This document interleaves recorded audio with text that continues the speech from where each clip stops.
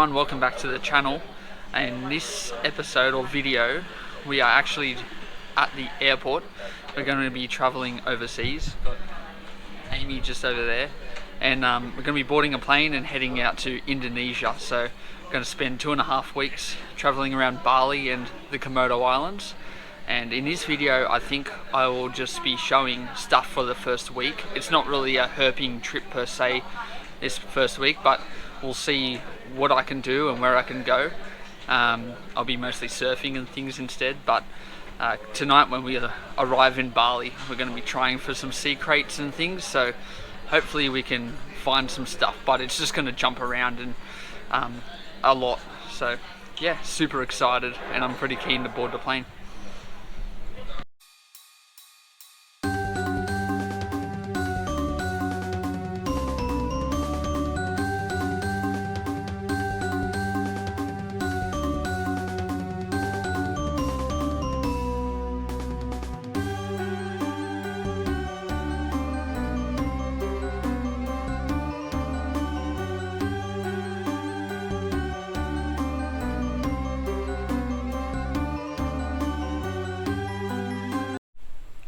Alright everyone, so we finally made it to Bali and we just checked into our accommodation, but pretty excited. It's so hot and humid just after the wet season.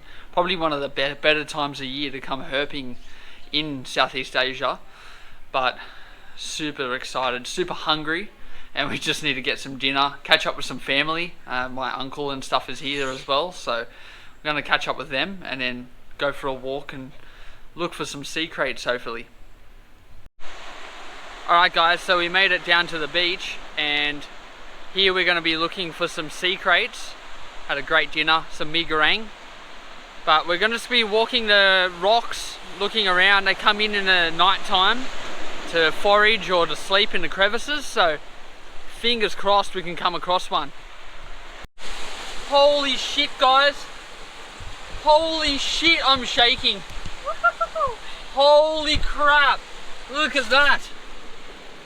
Blue lit sea crate.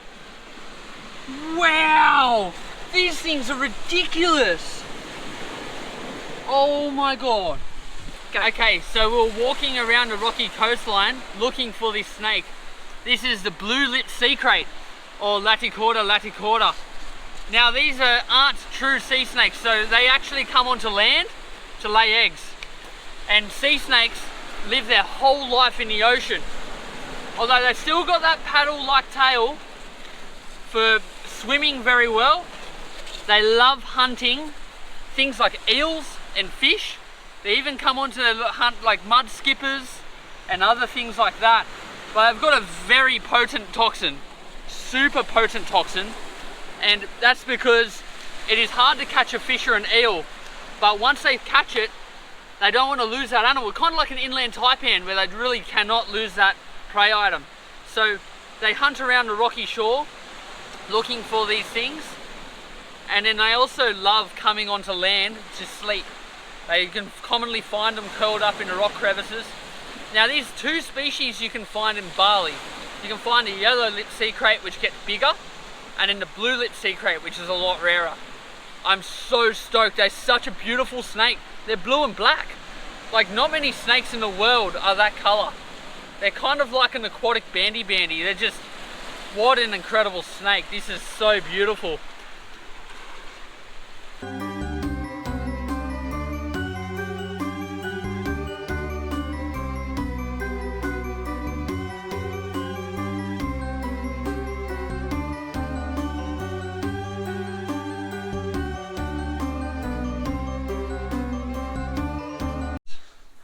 Alright, so that's the first night in Indonesia done. What an awesome night.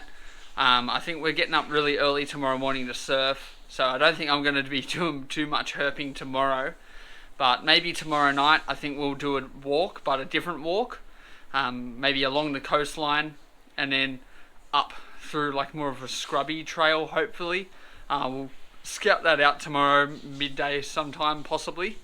So it should be fun. So if I don't see yous tomorrow, I'll definitely see yous tomorrow night after dinner. What an awesome night. Alright, so it's the next night. Today all I really did was surf. You can see I'm a bit red. So we had 2 surfs and explored the island. I'll probably put in some clips here.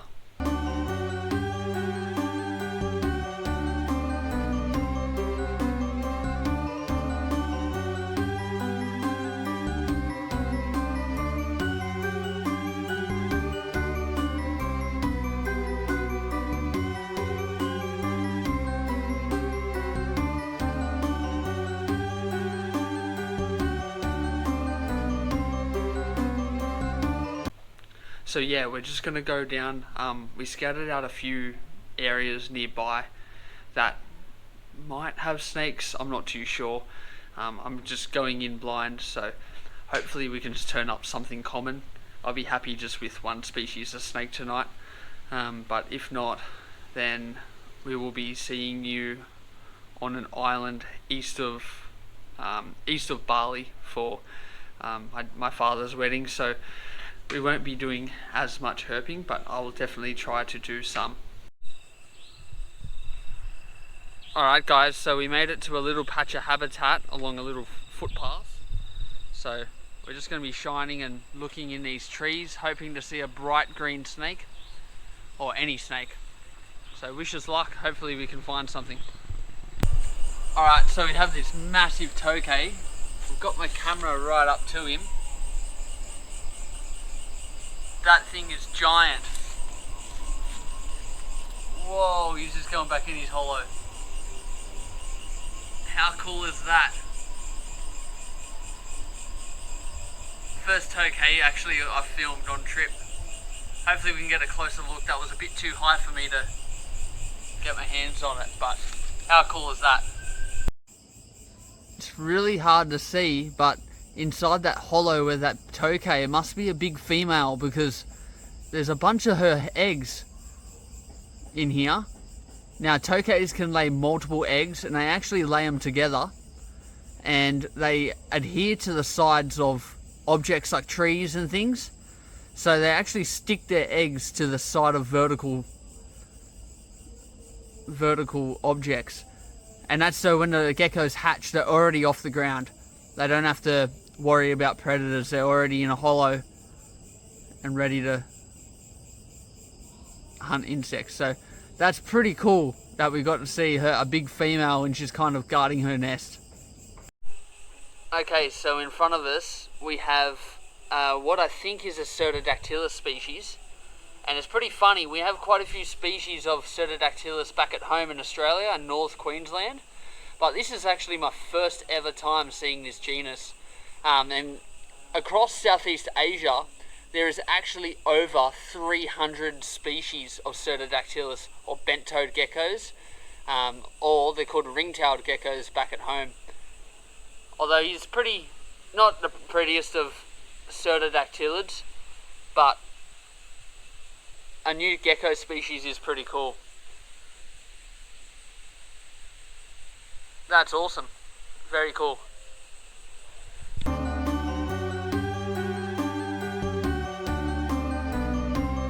After a pretty quiet night herping in Bali with no snakes found, we made it to the island of Nusa Lembongan, just east of Bali. Herping was not the main focus of this part of the trip, as I was spending a lot of time with family and doing lots of surfing. Although we managed to find time to do some snorkeling on the pristine reefs surrounding Nusa Lembongan, Chenagan and Penida, and seeing some pretty incredible marine life. Coral reefs are one of the most biodiverse habitats in the world. A major reason for this is actually the mangroves that normally border these reefs. Mangroves act as a nursery for young reef fish and other organisms, as they provide lots of food and shelter for younger fish to grow. Once large enough, these fish will venture out into the reef and join the hundreds of species of animal that also call this ecosystem home. Here is a little montage of the diving we have done around the islands and some of the animals we have encountered.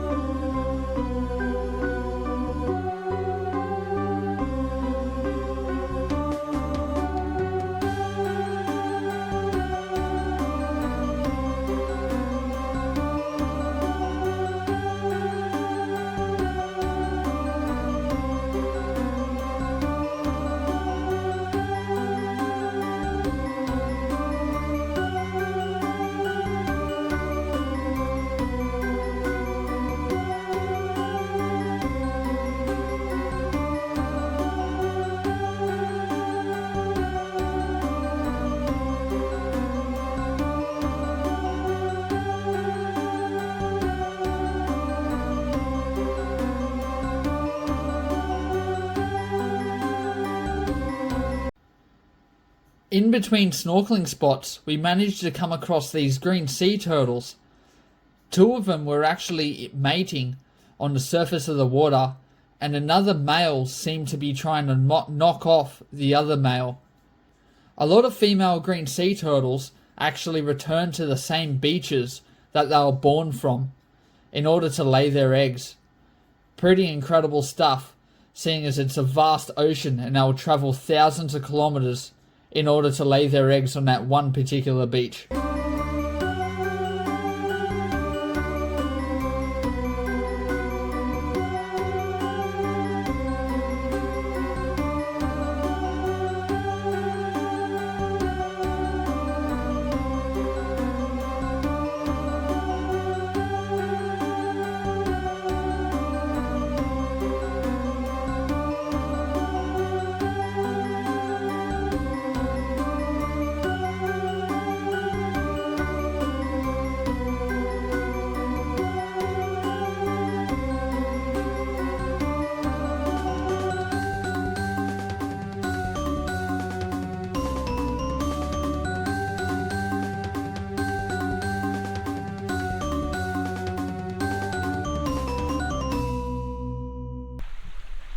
Okay, so it's been a very long time since we've been herping.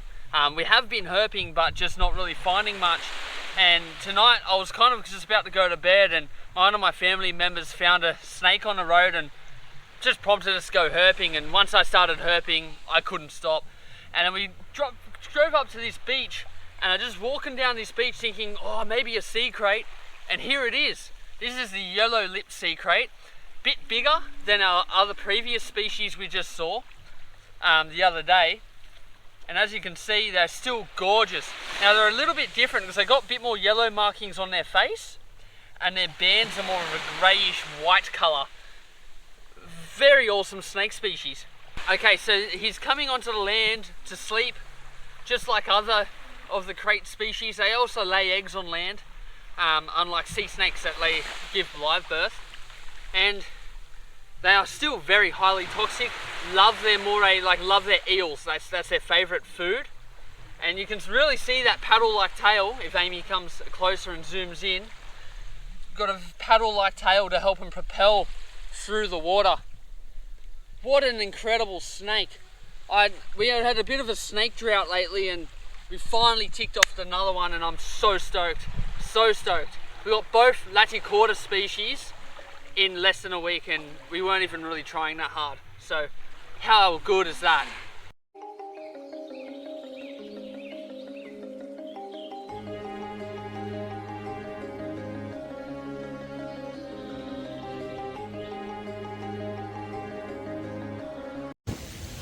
Okay, so it's been really weird and sporadic, but the week with my family is coming to an end. We're about to get a boat back to Bali from this beautiful island, Nusa Lembongan. It's gorgeous here, good surf and just super quiet, not like Bali. Anyway, we're gonna get a boat over and meet Jai and Georgie in Kuta, go herping tonight, and then fly out early the next morning to Flores in the Komodo Islands. So excited. Like, how nice is this?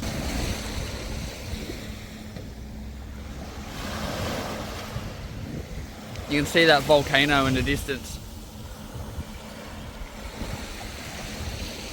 Insane. I'll see you guys in Bali. Alright, so we've made it to Kuta.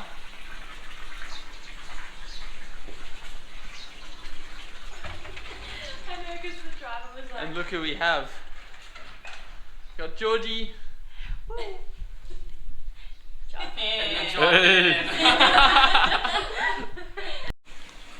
Okay, so night has fallen, and in about 30 minutes, Agus from Bali Reptile Rescue is going to come pick us up. Got the dry pan, he's getting ready. So we're getting pretty excited. Hopefully we can find some snakes tonight and turn our luck around a little bit. All we've seen is some sea crates, which are really cool, but now it's time to find some more native terrestrial species. So pretty excited. Let's see if we can find anything.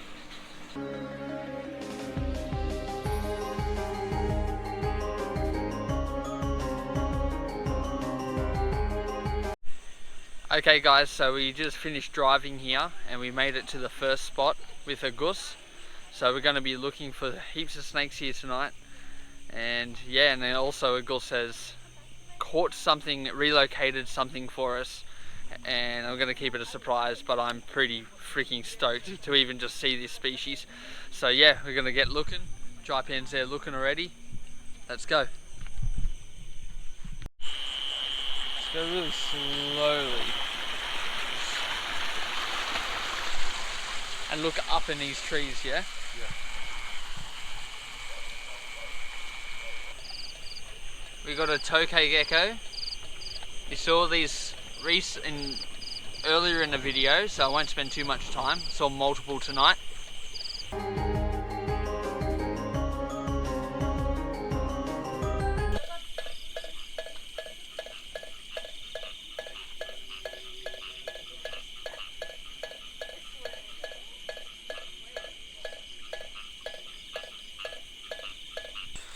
Alright, so we're cruising around the rice paddy fields and we come to this nice little section of forest, and Jaipan went down and spotted this massive female Trimeresurus interlaris or lesser sunda pit viper.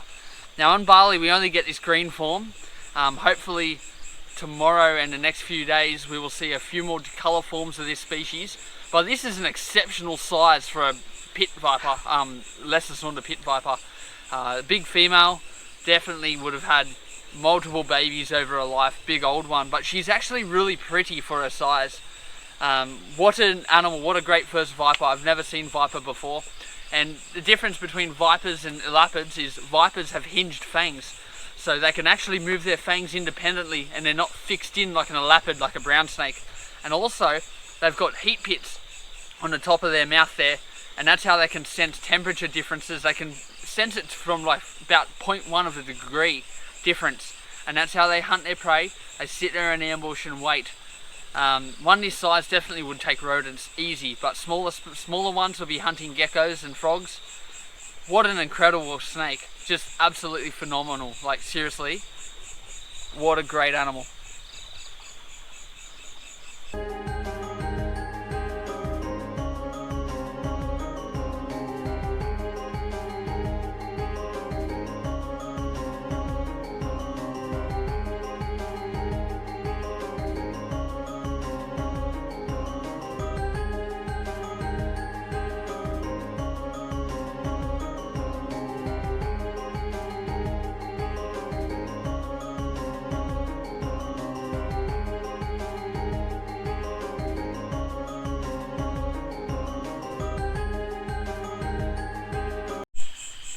Okay, here we have a slug snake.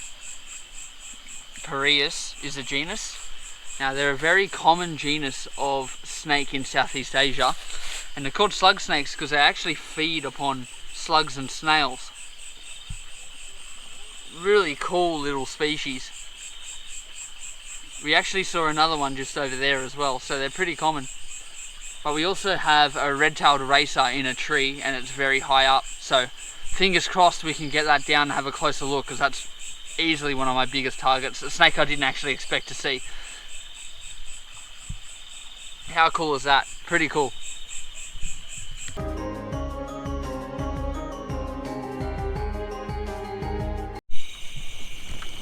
Okay, so up here we have a painted bronzeback sleeping. Oh, it's just starting to move now. Very cool. How cool is that?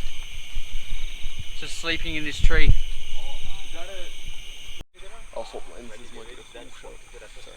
Okay, so we were walking around. We unfortunately couldn't get that red tailed rat snake, but we finally got a Asian vine snake, or Aotula prasina. Now these are diurnal hunters. They've got very large eyes for hunting lizards in the daytime, and they're masters of camouflage, and they use what's called mimicry, where they try to mimic a stick swaying in the wind, and they stick that little tongue out too, just to help with their camouflage. Well, they're very fast, very good eyesight, hunting skinks in the daytime, and how we found it is sleeping in the trees at night. What a cool little snake. Very common, probably the most common snake in Southeast Asia, but one of our most wanted to see species. Definitely a very iconic species for Asia. That is so cool.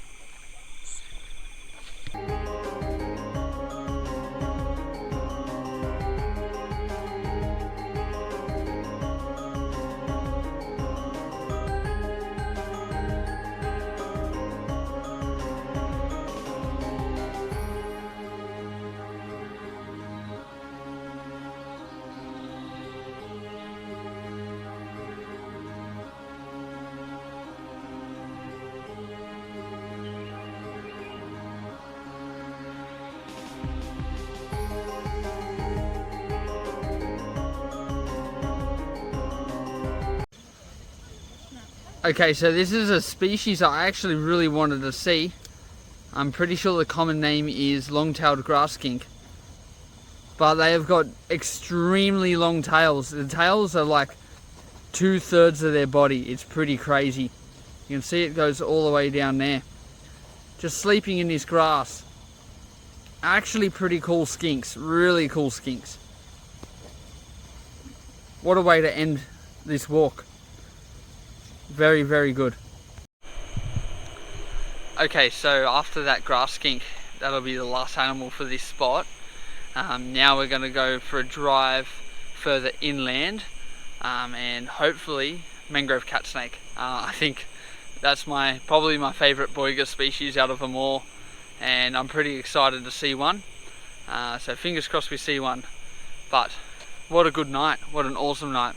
There's some things I didn't film, unfortunately. That was just so chaotic, so much things, and I actually wanted to get photos of things as well. But let's go to this next spot, can't wait. Okay, so we made it to the next spot, and there's a bit more running water here, which is perfect for mangrove cat snakes. So fingers crossed we get some.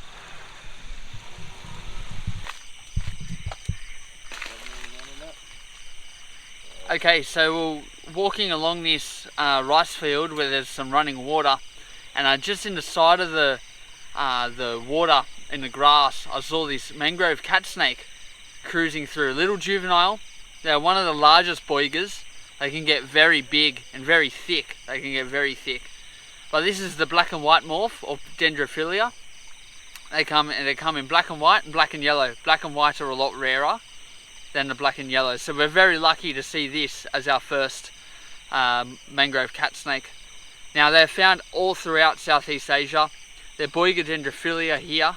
There in other places they're Boiga melanota. There's different kind of species within the mangrove cat snake complex, and they can eat birds, frogs, mice, other snakes.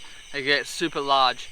So they eat a wide range of animals, but what an awesome snake. Probably one of my favourite boigas, if not my favourite boiga ever. I would dream to keep this species if I could, and just such an incredible experience to see this snake in the wild.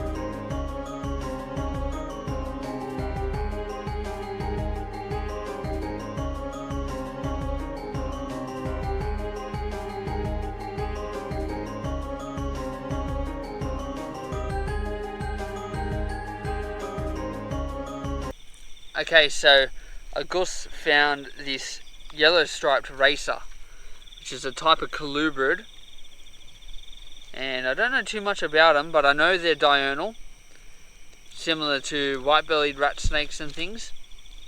Love eating rodents, and basically act like the corn snakes of Southeast Asia, basically, is a great way of describing him. Very fast, and he's not really cooperating for photos, but pretty cool to see a colubrid, even especially when Australia lacks colubrids.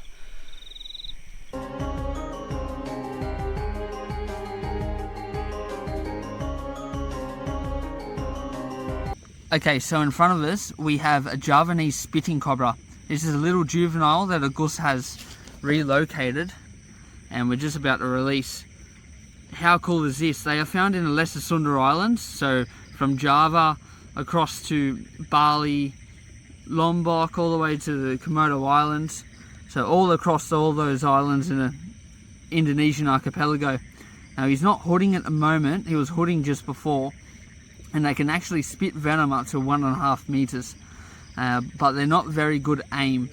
The African spitting cobras are way better at aiming at your eyes, and you can actually cause temporary blindness if they do get you in the eye. Very awesome species.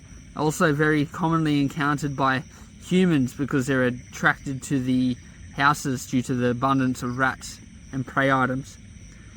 I am so stoked to see this species. Absolute dream come true to photograph a cobra. What an awesome night.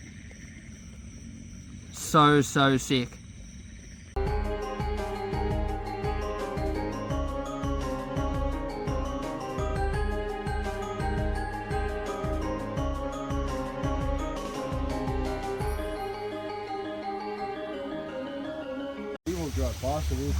It's on the walk out, and Amy spotted this Boiga dendrophilia in situ up there in the tree.